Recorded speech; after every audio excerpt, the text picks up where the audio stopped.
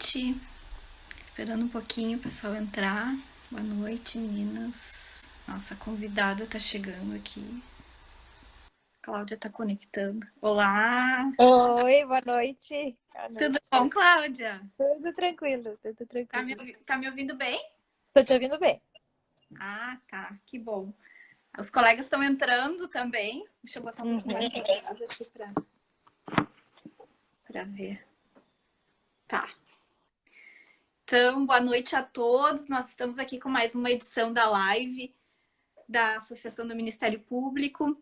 Estou muito feliz de apresentar a Cláudia Laetano hoje, que aceitou o nosso convite. Queria te agradecer, Cláudia, que tu foste super disponível, assim, e interessada, enfim.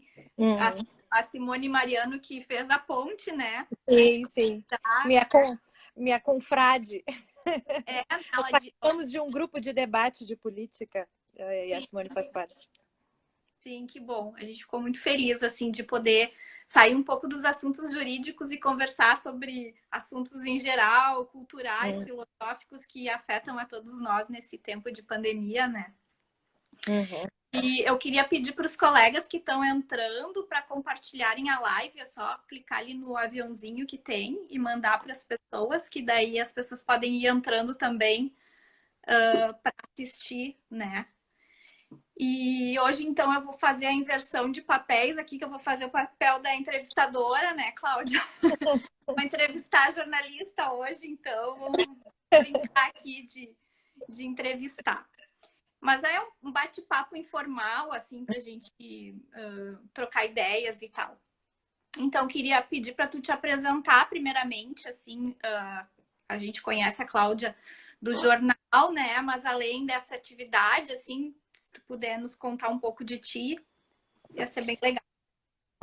Bom, eu sou jornalista, trabalhei a vida inteira na área cultural, né, na Zero Hora, como editora de cultura de Zero Hora, primeiro como repórter, depois como editora, e o tempo todo na área de cultura.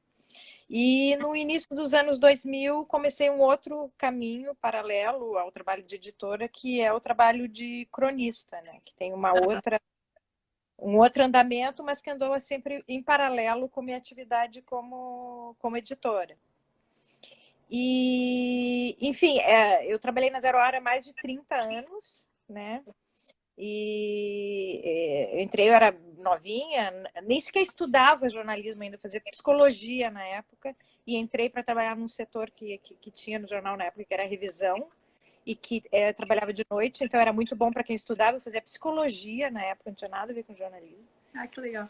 E aí entrei no jornal e acontece o que acontece com as pessoas que entram em contato com o jornal, que é serem absolutamente seduzidas. E aí larguei a psicologia, comecei a fazer jornalismo, e aí fiz toda a faculdade trabalhando ainda no jornal, mas não na redação, né? E aí me formei em 92 e comecei essa caminhada ali, sempre no segundo caderno na editoria de cultura. E esse percurso durou até o final de 2018, né? Em 2018, eu fui demitida do jornal dentro dessas mudanças que estão tendo, todas as redações estão encolhendo, né? E normalmente o meu perfil é exatamente o perfil que é um dos primeiros que vai embora, que é quem é mais velha, quem ganha um pouco mais, e, enfim.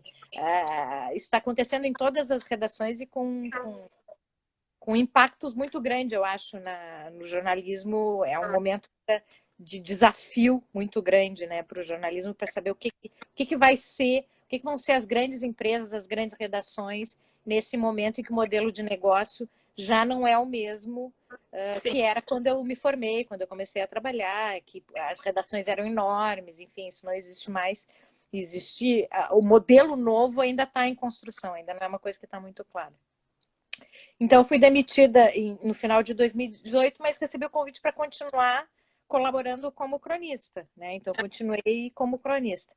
Então, eu costumo brincar que 2019, para mim, foi um aquecimento para a quarentena, porque ao longo do ano de 2019, com o tempo todo na minha mão, para fazer o que eu quiser, né? Eu tenho uma filha já adulta, que está estudando nos Estados Unidos. Eu me separei faz 2 anos, então realmente em 2019 eu podia fazer o que eu quisesse da minha vida. Isso é muito bom, é uma liberdade enorme, mas ao mesmo tempo é uma angústia muito grande, né? Então, muitas pessoas na quarentena, eu acho que viveram essa experiência, algumas, enfim, estão trabalhando mais na quarentena do que trabalhavam antes. Mas quem está numa situação mais confortável como eu, que, enfim, pode escolher o que fazer, não tem que se ocupar de uma criança pequena, não tem pai velhinho para cuidar, o que se coloca é essa situação em que tu tem todo o tempo do mundo disponível e que tem que construir a tua rotina, né? Construir o melhor uso possível do teu tempo, né? E isso de diferentes maneiras, mesmo para quem teve uma rotina, eu acho, diferente na quarentena, se defronta com esse tipo de desafio de autoconhecimento, eu acho. Né? Eu já estou entrando no assunto, passei da apresentação direto para a quarentena. A próxima pergunta era justamente isso, de saber como é que estava a tua vida na quarentena e a tua observação sobre o mundo ao teu redor, como o nosso tema é conflitos, né? Para te perguntar se aumentaram os conflitos, porque a gente ouve notícia de que na China os casais pós-pandemia estão se separando todos, que agora quem tá todo mundo brigando em casa, que os filhos estão enlouquecendo os pais. Então, qual é a tua impressão, assim, como é que tá? A tua filha é grande, mas o pessoal que tu conhece, enfim, a tua observação, assim, que já que tu é uma observadora do cotidiano, né? O cronista tem que ver de tudo, né? Na minha situação de quem mora sozinha, eu acho que a quarentena ela até dá qualidade para algumas relações. Eu acho que as pessoas ficaram muito preocupadas umas com as outras, em conversar, em ligar para saber se está tudo bem, em dizer, sabe, fazer planos para quando se encontrar, em conversar com vídeo, com amigas, com mais frequência, como se isso fosse uma coisa mais urgente, né, do que é normalmente. Então, para quem está numa situação como a minha, é absolutamente confortável se, enfim, se a pessoa consegue lidar com a solidão e com a sua própria companhia durante tanto tempo assim. Isso é um desafio à parte, né? Agora, as pessoas que eu conheço, para as pessoas que eu conheço que têm filhos pequenos, principalmente, é uma maternidade e paternidade sem filtro, né? É assim, é sem todos os canais que a gente constrói, enfim, que eu usei quando eu tinha filha pequena, que enfim, a escola ajuda muito, os avós ajudam muito, a pessoa que te ajuda em casa é uma mão, enfim, tem vários caminhos para te ajudar a educar uma criança, que é um trabalhão em qualquer situação. E na quarentena eu acho que isso ficou mais intenso porque a gente ficou sem esses filtros e numa situação em que as crianças, dependendo da idade, as menores principalmente, elas ficam muito entediadas, né? Não tem como achar que aqui a escola online vai funcionar do mesmo jeito né, que uma escola presencial, com professor, com colega, enfim. Eu acho que das coisas que a gente aprendeu com a quarentena, que vão mudar, eu acho, depois da quarentena, eu acho que uma das ilusões que se tinha era que o estudo online era assim a salvação do mundo. E, bom, é muito legal, acho, para quem está nível superior, para quem vai fazer um pós, para quem pode pegar. É o meu caso, eu faço vários cursos online de assuntos que me interessam e sou apaixonada. Mas, enfim, é dentro do meu ritmo e ninguém está me cobrando nada. Agora, para uma criança, em que a parte física, a parte de contato humano, a parte de ampliar o círculo social, ela é tão importante quanto o conteúdo. Então, quando a gente tira isso, fica muito difícil mesmo para uma criança. Mas eu acho interessante assim, de ver como os meus amigos estão sendo criativos, né? E como é uma situação que cria um tipo de proximidade que essas crianças filhos de mães e pais que trabalham muito e tudo mais, nunca tinham vivido, né? A minha filha, que talvez está nos assistindo agora e que vai fazer 22 anos, uma moça, ela já me disse assim, pô, mãe, já pensou que legal que se eu fosse criança na época da quarentena? O meu filho tá entrando. É verdade. É. E para as crianças eu acho que tá bom assim ficar com os pais, né? Uma coisa que eles Uhum. geralmente não têm assim. Então, claro, tem outros aspectos que a convivência social também é importante, mas a gente está tentando tirar o proveito daquilo que é possível, né? E construir uma rotina doméstica mais customizada, digamos assim, para cada família. Né? Porque eu acho que as pessoas, quando elas estão numa rotina assim, muito corrida, a rotina, ela acaba tudo acaba girando em volta do trabalho, né? Do horário de trabalho e da folga e a escola e fim de semana e coisa e tal. E aí todas as famílias às vezes ficam parecidas demais. E o que a gente descobre num momento como esse é que cada família é uma família e cada família tem que criar algo que funcione, né? Não tem nada, não tem um pacote para pegar na prateleira, né? Não tem prateleira para essa situação que a gente está vivendo. O que eu tenho, eu li alguma coisa agora, eu acho que foi no Instagram até que alguém compartilhou, que as mulheres cientistas estavam produzindo menos do que os homens cientistas, os artigos, porque elas acabavam se sobrecarregando com a questão da casa, dos filhos, e isso também não só. Esse estudo era das mulheres cientistas, né? Que tinha diminuído a produção. Mas e se vê também de outras mulheres reclamando de sobrecarga, justamente porque a gente tem essa cultura de que o espaço privado da casa é de administração da mulher, enquanto que o espaço público é dos homens, né? Como é que tu vê essa questão? Eu acho muito curioso isso que a Folha de São Paulo, não sei se vocês viram, né? Vocês são todos advogados, talvez tenham visto. A Folha de São Paulo fez uma matéria no início de maio, que era como juízes, desembargadores, procuradores estavam lidando com trabalho online, coisa e tal. Só que eles só entrevistaram homens, só homens. E todos assim, todos assim, muito bem, com escritórios assim organizados. Claro, pareciam os filhos, às vezes passando por ali, mas estava tudo super organizado, não sei o quê. E aí, em seguida, teve uma reação enorme de mulheres, advogadas, dizendo: não, como é que vocês fazem uma matéria dessa? Não conversam com nenhuma mulher. Aí, uns 4 ou 5 dias depois, a Folha fez uma matéria daí só com mulheres, e aí o tom era completamente diferente. Porque tem, sim, algumas coisas assim que eram que dá para fazer de conta, né? Tudo depende de cada geração, né? Tô falando aí de uma geração mais ou menos perto da minha, que está entre 40 e 50 anos, um pouco menos, talvez, sim. É um modelo de família. Talvez quem tem um jovem casal de 20 anos, talvez já funcione de outra maneira. Mas a minha geração de mulheres, ela sim vive uma vida completamente diferente da sua mãe. A minha vida é completamente diferente da vida que a minha mãe teve, mais ainda da minha avó. Mas ainda assim, fazendo muita concessão, né? E partindo do princípio que algumas coisas são nossa responsabilidade. Por mais que, enfim, que não seja uma coisa necessariamente imposta pelo companheiro, que diz que não vai fazer tal coisa, que é mais difícil, eu acho, hoje, mas a gente acaba assumindo tarefas como se fosse nossa, né? Então, nesse momento, assim, que não tem vó, não tem babá, não, né? Não tem nada, assim, não tem escola.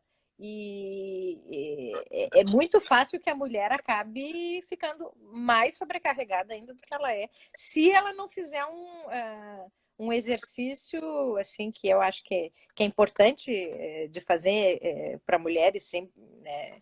Que bom, não dá para fazer tudo, então vamos fazer o que dá, do jeito que dá, do melhor jeito que dá. E claro, lembrando que a gente está falando de mulheres e de uma classe privilegiada, inclusive, Sim, né? Porque aquelas de baixa renda, então, estão numa situação que a gente está vendo violência doméstica, coisa assim muito pior do que né? Então a gente está partindo ainda falando de uma classe assim que ainda tem ainda um pouco de privilégio. Todas as mulheres que não tiveram a chance de escolher fazer um home office, que é um luxo, né? Mas eu tenho uma amiga assim, muito próxima que é mãe solteira e trabalha numa atividade considerada essencial, quer dizer, ela não pôde trabalhar e simplesmente não tinha onde deixar a filha, né? Não tinha o que fazer, entende? Então, tem várias pessoas nessa situação, né? Infelizmente, o caso esse do menino Miguel, que chocou todo mundo, tinha a ver com isso. Uma mãe, uma avó, sem a chance de poder escolher não trabalhar, tendo que levar um menino para o trabalho. Sim, verdade. E falando assim de conflitos, e já que tu é do meio jornalístico, as fake news aumentam esses conflitos? Como é que a gente lida com isso, né? Que pode mudar uma eleição, pode mudar a vida das pessoas, pode acabar com a vida de uma pessoa com uma fake news, né? O que tu pode nos comentar? Eu acho que é um dos problemas mais graves que a gente está enfrentando globalmente nesse século, assim, né? E a pandemia ela só vem acrescentar uma camada de gravidade, porque no momento que a gente está falando de desinformação, de informação falsa, de desacreditar fontes de informação, e a gente está vivendo uma pandemia, isso é mais grave, custa vida, né? Uma informação, passar uma informação que não é correta, minimizar a doença, desacreditar a ciência, tudo isso nesse ambiente que a gente está vivendo é ainda mais grave, quer dizer, custa vida. A gente está vendo no Brasil exatamente isso, né? O fruto de um governo que lidou sempre da pior maneira possível com o problema e agora está omitindo informação, inclusive, quer dizer, o pior de todos os cenários. Então, já seria uma situação horrível sem a pandemia, mas com a pandemia ela fica mais grave. E eu acho que eu considero o problema mais importante que a gente está lidando na nossa época, porque eu acho que toca vários pontos. Assim. O primeiro ponto é a gente está vivendo um momento, né, de pós-verdade. O que significa isso? Significa as pessoas desacreditarem a opinião do especialista, né? Achar que opinião e informação é a mesma coisa, encherem a esfera pública de desinformação de forma que confunde mais as pessoas não sabem em que acreditar, então elas acabam acreditando que elas podem escolher no que elas podem acreditar. Então, elas podem escolher acreditar se vacina funciona ou não funciona, se aquecimento global existe ou não existe, que isso está de alguma forma na mesa para ser debatido, né? Então, a pós-verdade é esse momento que a gente está vivendo em que tudo é colocado em questão e ninguém sabe em quem confiar. E isso não é algo que acontece só com quem, enfim, não tem educação, não tem preparo, enfim, não uma pessoa que tem deficiência cognitiva de alguma forma, não. Isso acontece com todo mundo. E todo mundo tem na família um tio, um parente, alguém que respeita, alguém que é um profissional muito importante na sua área e que manda uma notícia, obviamente, falsa, né? Que não consegue ter discernimento. Muita gente tem isso. Então, isso eu acho extremamente preocupante. Tudo isso acontecendo num ambiente crescente de polarização, né, que também não é diretamente ligado com as fake news, mas está ligado porque a polarização transformou a política numa espécie de identidade. As pessoas não existe se identificar com uma política econômica, ou enfim, com políticas sociais, não, isso virou uma identidade. No momento que não é mais, a discussão não é mais o bem público, não é mais o que é melhor para o país, o que é melhor para a cidade, é sim o que é o meu time, o que o meu time está querendo, o que o meu time pensa, Sim. como jogar a favor ou contra tal time. Então, isso é o pior cenário possível, porque também não existe um terreno comum para discutir, não existe uma base comum para discutir, porque as pessoas transformaram a política numa espécie de identidade, numa espécie de religião, né? Todo mundo fala isso o tempo todo, mas é a pura verdade.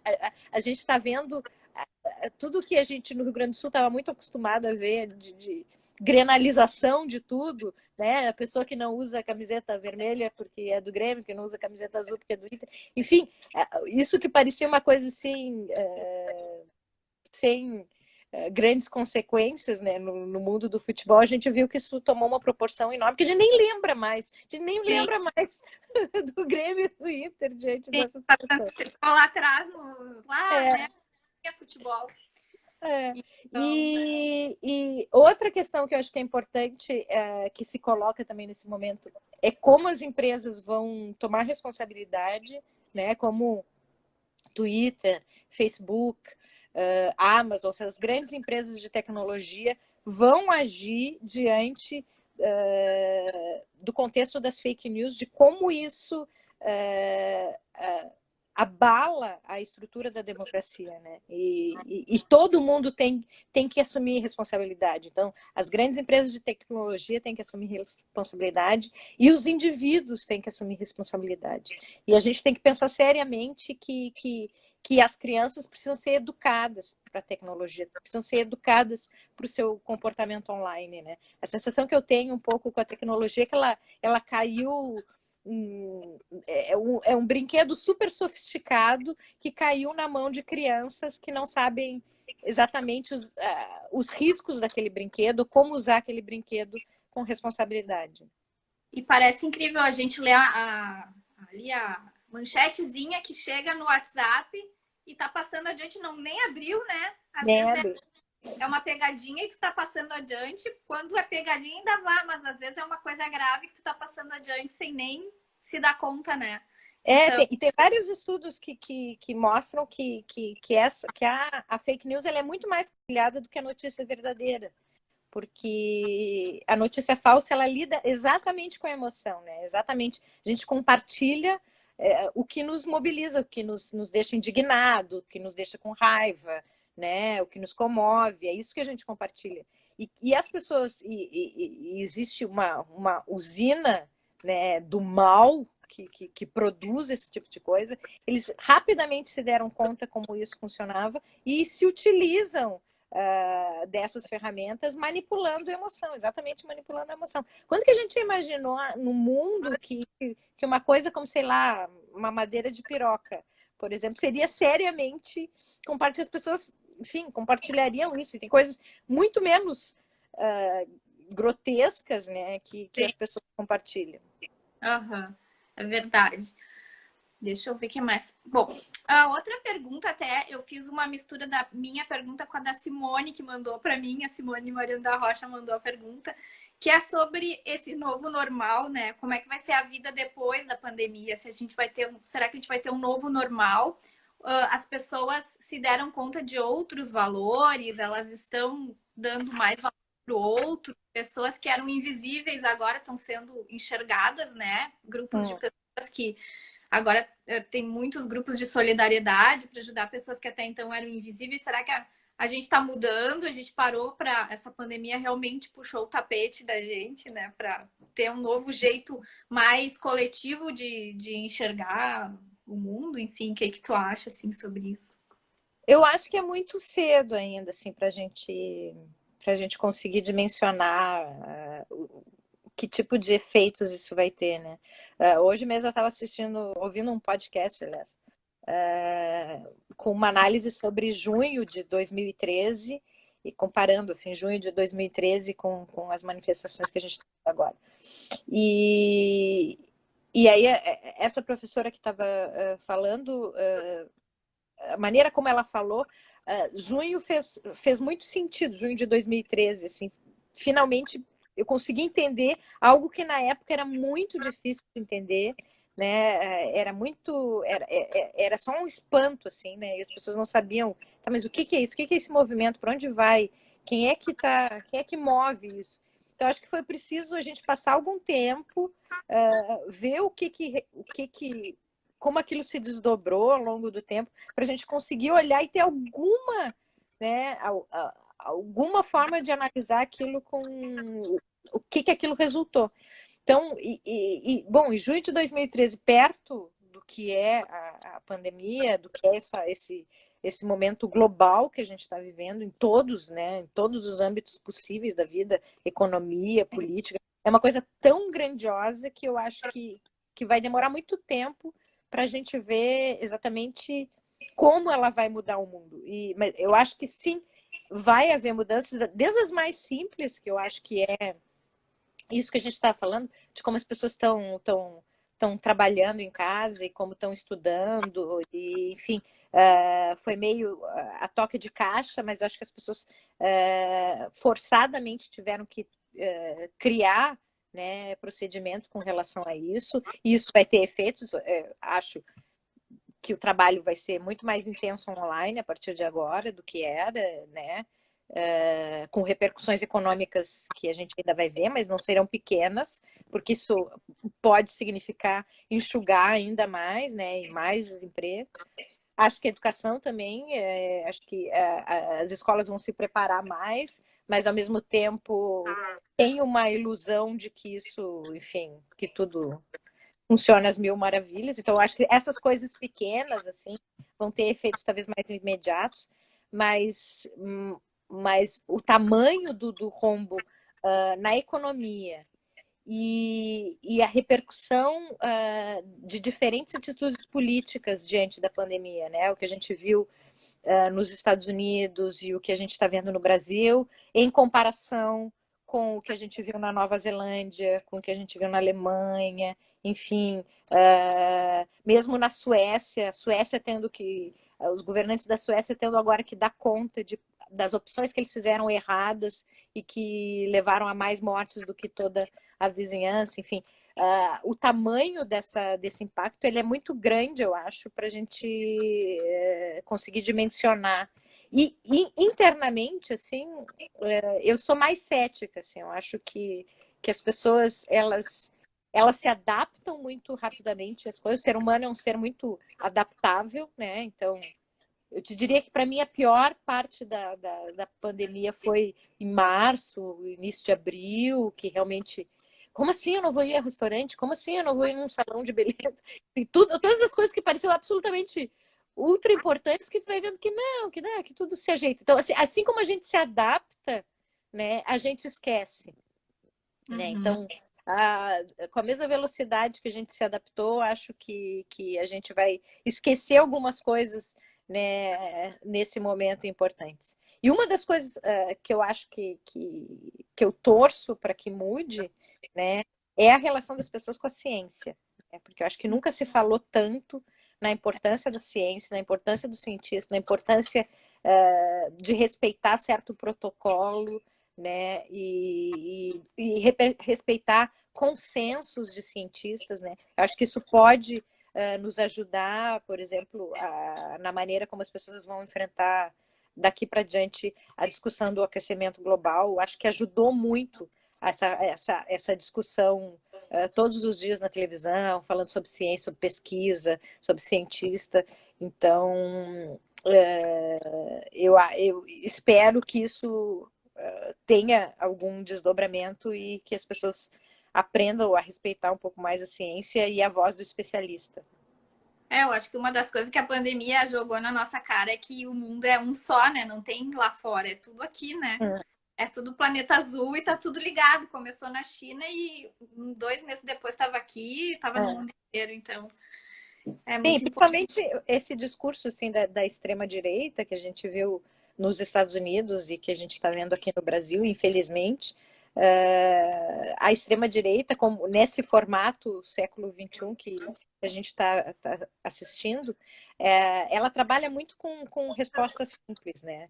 Ela acha que com nostalgia, né, com imaginar que existe um mundo, né, no caso dos Estados Unidos, o Make America Great Again, no Brasil, a ideia de que na ditadura militar era tudo lindo, quer dizer, eles sempre trabalham com um passado, com uma ideia de passado fantasiosa, e com a ideia de que problemas complexos podem ter respostas simples.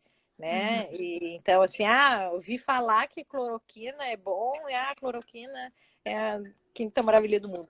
Então, a pandemia, ela expôs na prática o que acontece quando a gente lança mão de respostas simples para problemas complexos. No caso de uma pandemia, significa morte, é isso. Né? E eu acho que, para quem quis ver, para quem quis prestar atenção, para quem, enfim, não enfiou a cabeça no chão, está muito claro isso. Né? Foi uma exposição grande de uma fragilidade estrutural, que é a fragilidade de construir um governo na negação, construir um governo criando inimigos, né, criando combates e não construindo, né, não construindo pontes, e não com ideias, e não com transformação e com política, né, que é tentar parar arestas, é tentar chegar a um acordo. Enfim, isso tem consequências na prática e talvez eu torço para que isso signifique que o presidente americano não vá se reeleger esse ano. Se servir para isso, já teve alguma utilidade. E deixa eu te perguntar mais uma coisa. Como não enlouquecer, né, na pandemia, assim, qual é as tuas medidas, assim, para ficar bem, diante de tanta insegurança que a gente está vendo, né? Eu acho que isso, assim, não é muito diferente do que é na vida comum, assim, né? Acho que a gente passa a vida inteira da gente tentando construir essa identidade pessoal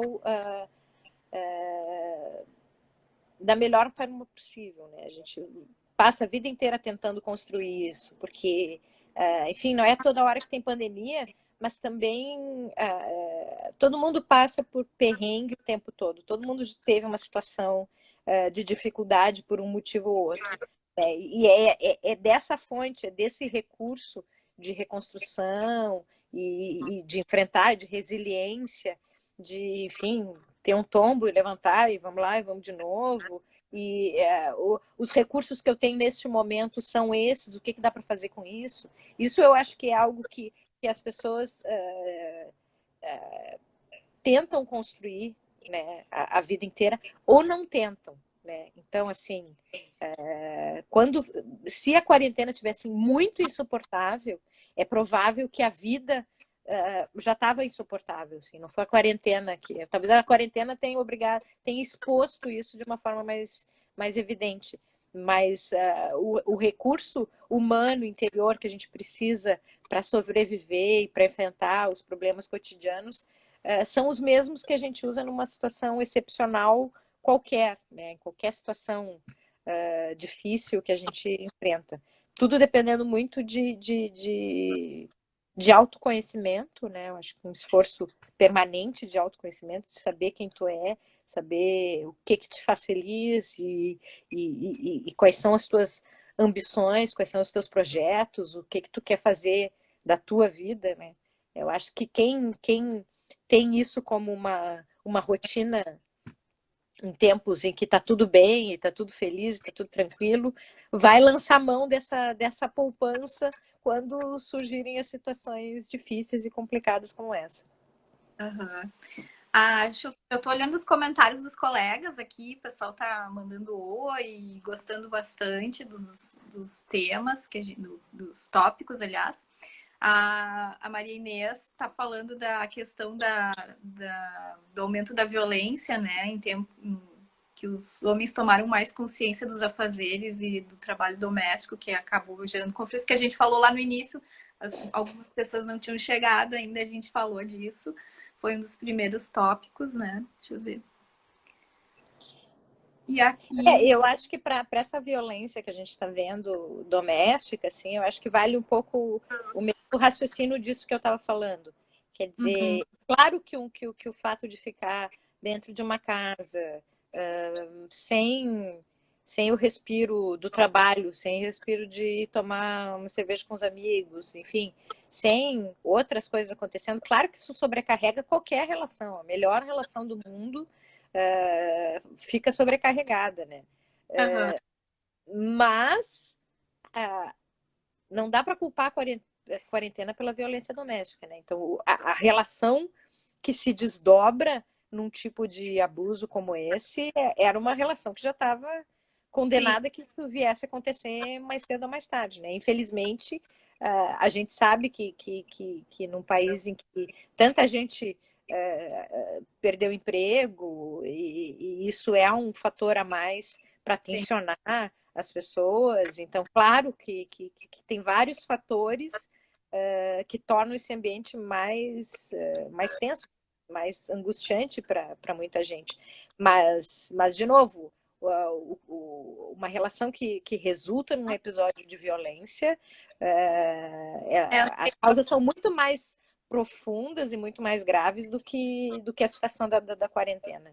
ela só acirra, porque daí, tipo, tem mais problemas dentro da casa, né? Uhum. Que tem que ser enfrentados. O uso de álcool também, que aumenta Uau! bastante. Aí o cara perde o emprego, aí a masculinidade dele já fica abalada, né? E aí. Sim, e tem que conviver com os filhos e tem que, às vezes, se dar conta da sua precariedade como pai, né? Às vezes tem pai que é pai de funciona bem para sábado e domingo, mas de segunda a Sim, segunda não rola, né? Então, isso tem vários fatores aí capazes, eu acho, de detonar a violência, né? teve uma outra pessoa que é a Paula, que disse: como educadora, acompanhei muitas realidades, acredito que muitas famílias tiveram uma linda reaproximação. É, essa coisa que a gente falou, né? Do maior convívio, né? Congelou um pouquinho, o que foi? Eu não ouvi o final da pergunta. Ela disse: como educadora, acompanho muitas realidades, acredito que muitas famílias tiveram uma linda reaproximação, pelo que, Uhum, né, foi o sim. que tu falaste antes. Não, eu acompanho histórias, assim, claro que a gente sabe que às vezes as histórias que vão parar nas redes sociais são as bonitas, né? Mas eu acompanho muita história de rotinas, assim, de pais com filhos, assim, de inventar coisas, de inventar brincadeiras, Uhum. que, que são bonitas e também para quem tem pais velhos, assim, eu acho que é um esforço a mais também, tu demonstrar carinho e cuidar dos teus pais, às vezes não podendo tá perto, também exige um laço afetivo muito mais sólido, assim, muito mais responsabilidade, às vezes, do que as pessoas têm com seus pais, né? Em algumas Sim, questões. é verdade. A Kelly Pedroso também, que está aqui, que também é jornalista, ela está te Uhum. perguntando como conscientizar as pessoas para parar de compartilhar fake news. Essa que ele é a pergunta de US$ 1 milhão, né? É o que todo mundo. Eu acho, sim, que é um tema tão importante que ele deve ser mais discutido. Eu acho que na escola, para começar, eu acho que isso deve ser discutido na escola. Eu acho que tem que ter uma alfabetização para a vida online. Eu acho que as pessoas têm que ser alfabetizadas para isso, né? Por mais assim que as pessoas saibam que a criança de 7 anos acha que sabe tudo sobre tecnologia, ela não sabe. Ela não sabe o que significa o lugar onde ela está. Ela não sabe o tamanho do a dimensão que a sua identidade virtual vai tomar. Né? Isso é uma conversa que eu sempre tive com a minha filha desde pequena sobre pensar sobre isso, pensar que aquele espaço virtual, por mais que ela diga, mas é só minhas amigas, nunca é só as amigas. É sempre assim, o que vai online é do mundo e a gente tem que ter essa consciência o tempo todo desde criança. Então, acho que por um lado, tem que ter um esforço formativo para que isso seja debatido e discutido. Tem que ter um esforço da sociedade, eu acho, que é o que a gente está vendo agora, porque a CPI das fake news está nos obrigando a discutir esse assunto, né? A gente está discutindo isso no STF e no Congresso, obrigatoriamente, porque é um assunto que se impõe. E eu acho que, pessoalmente, as pessoas têm que fazer um esforço, quer dizer, um esforço de orientar, às vezes, de conversar com as outras pessoas, conversa com a tia, conversa com o pai, sabe? Fala como que a gente decide o que acha que é compartilhar esse tipo de coisa. Por que eu compartilho essa notícia e não compartilho essa aqui, né? Como decidir o que é uma informação de qualidade ou não. Então, ter esse tipo de conversa, principalmente com as pessoas mais velhas, com as pessoas que para quem toda a questão da tecnologia é mais difícil, é mais complicada, eu acho que isso é um papel de todo mundo, assim, não só de jornalista, né? Não, a fake news não é um problema do jornalismo, ele é um problema da sociedade, ele é um problema da democracia, né? Então, acho que as frentes de ataque têm que ser várias, assim, para começar a combater esse negócio. Uhum. Uma outra colega aqui, Andréia, pergunta como é que tu vê a cultura depois da pandemia. Afinal de contas, a cultura foi uma válvula de escape durante a pandemia, com shows, teatro em casa, lives e, enfim, pockets. Por um lado, assim, é assustador, é muito triste, é um segmento que foi, assim, atingido diretamente, um segmento que na sua maior parte, já vive na precariedade, né? Não estou falando só de artistas, mas de pessoas que trabalham, de técnicos, de toda a área de suporte, todas essas pessoas que dependem de atividades culturais. O golpe foi muito forte e é muito difícil imaginar como vai ser essa reconstrução sem a gente poder contar com um apoio público, e a gente não pode contar no governo brasileiro com uma política assim consistente. Vamos torcer para que as prefeituras e os governos estaduais de alguma forma consigam compensar isso, porque a cultura ela sempre depende, né, de um aporte da sociedade, né? Muito pouco produto cultural sobrevive unicamente de público, né? Muito pouco escritor sobrevive só escrevendo os livros, muitos poucos atores, diretores de cinema, músicos, enfim, todos eles precisam de leis de incentivo, eventualmente, precisam de apoio público. Então, tudo isso é muito difícil de imaginar como isso vai caminhar depois dessa crise, sem um apoio, sem uma política cultural consistente. Esse é o lado triste dessa história. O lado bonito dessa história é ver como os artistas reagiram rapidamente, criaram um gênero, porque as lives que a gente está acompanhando é quase um gênero, quer dizer, isso não era uma coisa que se fazia com essa frequência. Isso brotou de uma forma muito bonita, muito espontânea, muito linda, e mostrou para as pessoas, assim, no momento em que a cultura estava tão desacreditada e tão, assim, tão manipulada no centro de uma briga política, sendo associada como inimigo, né, com os artistas como vagabundos ou uma coisa que não serve para nada. E na quarentena a gente viu o quanto a gente depende dos livros e dos filmes e da música, o tamanho que isso tem na nossa vida interior, o tamanho que isso tem para a nossa saúde mental, né? Então, se por um lado, economicamente é uma tragédia, simbolicamente, eu acho que a quarentena é um momento muito bonito de se ver a importância da cultura na vida das pessoas e como faz diferença e como a gente tem que apoiar os artistas que a gente gosta. E, enfim, seria muito difícil viver num mundo que não tivesse música, que não tivesse livro, né? Exato. Eu vou voltar para minhas perguntas aqui. Vou perguntar para ti Os temas que te inspiram a escrever, assim, é possível a gente fugir do tema pandemia, né, e não ser alienada e poder escrever de coisas leves nesse momento?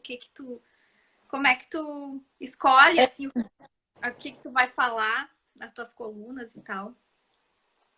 Eu tenho uma preocupação grande de evitar ser previsível. Né? Assim, idealmente, eu gostaria que as pessoas, ao lerem uma coluna minha, ficassem sabendo de alguma coisa que elas não sabiam, ou pensassem em um assunto que elas não estavam pensando, ou enfim. Então, um momento assim tão caótico como a gente está vivendo, ao mesmo tempo tem muito assunto, porque tem muita coisa que mobiliza a nossa emoção, e eu acho que quando algo te mexe contigo e te mobiliza, potencialmente é um assunto, né? Algo que tu quer escrever, que tu quer dar opinião. Mas, por outro, às vezes eu tenho a sensação que a gente está sobrecarregado de opiniões sobre as mesmas coisas e sobre as mesmas indignações e a mesma raiva e as mesmas emoções, às vezes. Então, o meu esforço é procurar a cada semana encontrar alguma coisa que, enfim, tem o meu perfil, tem a ver com as coisas que eu me interesso e eu não me interesso por tantas coisas assim, meu mundo ele não é tão grande assim, mas sempre no sentido de trazer alguma coisa nova, né? Acho que a crônica ela acaba sendo um gênero ela se adapta ao cronista, né? As características do cronista. Então, eu como cronista, não deixo de ser jornalista, né? Eu tenho o viés, eu tenho o cacoete de procurar notícia, de falar de alguma coisa que eu não tinha falado antes, que eu não tinha pensado antes, uma notícia, um episódio, enfim. Então, para mim, os temas do noticiário são sempre a minha principal fonte de inspiração, mais do que coisas pessoais, assim. Às vezes a coisa pessoal acaba entrando lateralmente, assim, né? Mas o que mais me inspira é a notícia. Né? É a cachaça do jornalista. O pessoal tá elogiando a tua coluna aqui. Ah, E a Andrea também disse que se inscreveu no curso dos mini contos da Cíntia depois de ler uma coluna tua.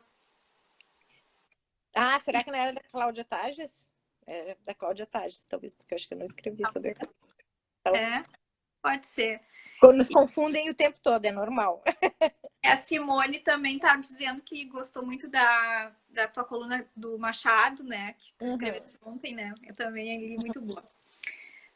Bom, eu vou aproveitar a jornalista cultural, né? E te perguntar indicações de livros e filmes para esse período que a gente está tão sedentos, né? De tantas coisas enfim, que tu acha que vale a pena, assim.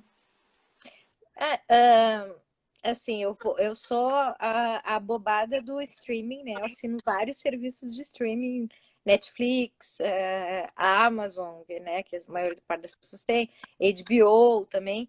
Mas tem dois serviços de streaming que eu gosto muito, então eu vou recomendar, porque nesses dois tem mais filmes antigos, tem mais clássico, tem mais filme estrangeiro. Então, para quem às vezes vai lá ficar horas ali no Netflix, no HBO e não acha nada que queira ver, às vezes quer ver um filme antigo. Então, um chama MUBI, MUBI, e o outro é o Belas Artes, né? Belas Artes é um streaming ligado a um cinema de São Paulo, começou no ano passado, e tem muita coisa antiga, assim, muito clássico, então são dois serviços de streaming que eu recomendo bastante para quem gosta desse tipo de filme, para quem gosta de filme antigo, para quem gosta de filme estrangeiro, para quem gosta de assistir, de repente, descobrir um diretor novo, descobrir alguma coisa diferente, esses dois serviços de streaming eu recomendo. Legal. De literatura, bom, depois que eu saí do jornal, voltei a estudar, estou fazendo um mestrado em literatura brasileira. Então, tenho lido muita literatura brasileira, não é? Por acaso está aparecendo tanto Machado de Assis nas colunas, eu tenho lido bastante. Não, e Mas, agora assim, tá lá em Nova York, que legal, né? Que foi traduzido lá, então o maior sucesso. isso é o assunto da coluna dessa semana, né? Uhum.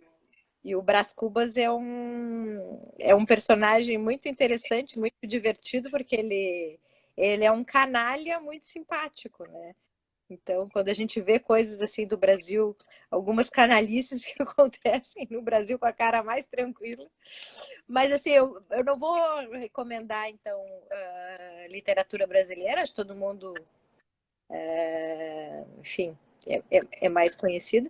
Mas eu vou recomendar uma autora que eu estou absolutamente apaixonada, que é uma autora italiana, né? Para quem acompanha as colunas sabe que eu sou muito fã da Helena Ferrante, loucamente apaixonada pela Helena Ferrante, mas não é a Helena Ferrante que eu vou recomendar. É uma autora chamada Natalia Gainsbourg, que é uma italiana que morreu, acho que nos anos 70, então ela era jovem na época da Segunda Guerra, e ela tem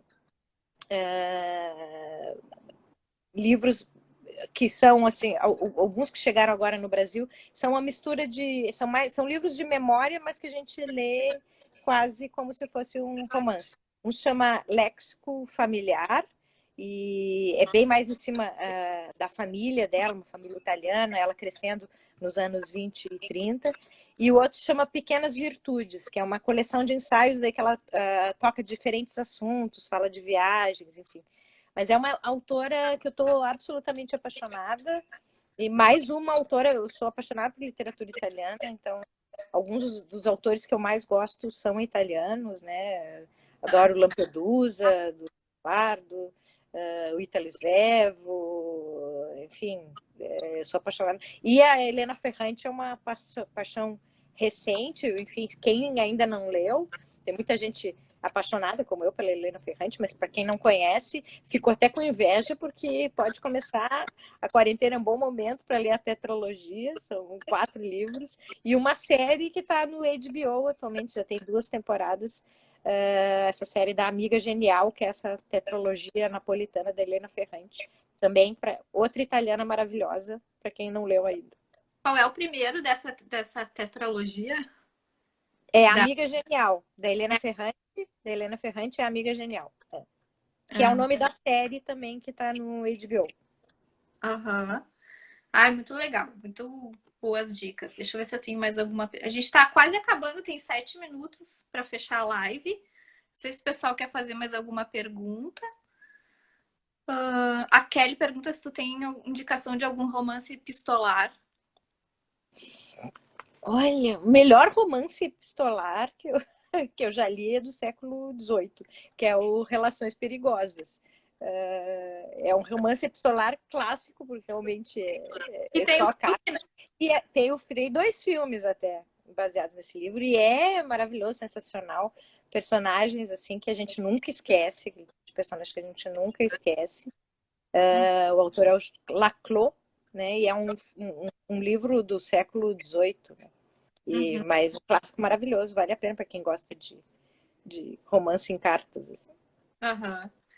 Não sei, tu quer deixar mais algum recadinho, assim? Quer deixar alguma mensagem para a gente encerrar a nossa Eu queria live? agradecer muito o convite, adorei Ai, eu participar. É a minha primeira live, é a minha primeira live. Ai, que Achei legal. emocionante. Todo mundo adorou aqui, só a gente usar para live. Ai, querida, Bom, eu espero que tenha sido bom para vocês. É sempre bom a gente, né, qualquer coisa, qualquer contato, né, nessa época, nesse momento, é tão bom conversar, ouvir outras pessoas, sim. é legal. Tem algum livro para sair? Não. Não, por enquanto não. Tem uma coletânea aí de crônicas do jornal. Já está chegando. Eu tenho 2, né? Uma de 2008, que chama Agora Eu Era, que saiu pela editora Record, e uma de 2012, que saiu pela LPM, que chama Meus Livros, Meus Filmes e Tudo Mais, que tem um recorte mais de texto que tem a ver com a área cultural. Uhum. Mas já tá chegando a hora de fazer outro. Falar nisso, eu morro de saudade do Café Telecom que tinha, né? Era tão bom. Sim, Coisa sim. boa. Semana passada eu conversei com a Tânia Carvalho muito Uhum. e aí foi um papo de saudades, assim, porque a gente foi um momento muito bom, assim, a gente adorava fazer o programa, a alegria que vocês viam na TV era que a gente sentia gravando também. Sim. A nossa presidente da associação, a Marta Beltrame, disse que adorou a live, dando os parabéns e agradecendo a tua Tá? disponibilidade para dividir esse Muito momento. obrigada. Muito obrigada. Então tá, encerramos mais uma live. Então, semana que vem a gente vai ter mais alguma, vai ser anunciado. Espero que os colegas tenham gostado. Pelos elogios aqui, a gente já viu que sim. E, enfim, agradecer a ti, Cláudia, pelo excelente papo aqui, muito agradável, muito bom trocar ideia contigo. E que de repente venham outras, né? Eu acho que É. essa é só a primeira. Agora eu aprendi. Então tá bom. Tá, um Obrigada. beijo grande para Um todo beijo mundo. para todo mundo. Até mais, então. Tchau. Tchau, tchau.